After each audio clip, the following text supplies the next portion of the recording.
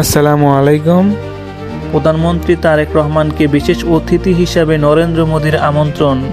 আগামী সেপ্টেম্বরে ভারতের রাজধানী নয়াদিল্লি ভারত মণ্ডপমে অনুষ্ঠিত হতে যাওয়া 18তম ব্রিক্স শীর্ষ সম্মেলনে বাংলাদেশের প্রধানমন্ত্রী তারেক রহমানকে বিশেষ অতিথি হিসেবে আমন্ত্রণ জানিয়েছেন ভারতের প্রধানমন্ত্রী নরেন্দ্র মোদী। ভারত সরকারের দায়িত্বশীল সূত্র জানিয়েছেন, এই আমন্ত্রণ ইতিমধ্যে বাংলাদেশ সরকারের কাছে আনুষ্ঠানিকভাবে পৌঁছে দেওয়া হয়েছে। সূত্রগুলোর মতে এটি রাষ্ট্র ও সরকার প্রধানগুলোর শীর্ষ পর্যায়ের সম্মেলন হওয়া প্রধানমন্ত্রী তারেক রহমান এতে অংশ নেওয়ার সম্ভাবনা প্রবল।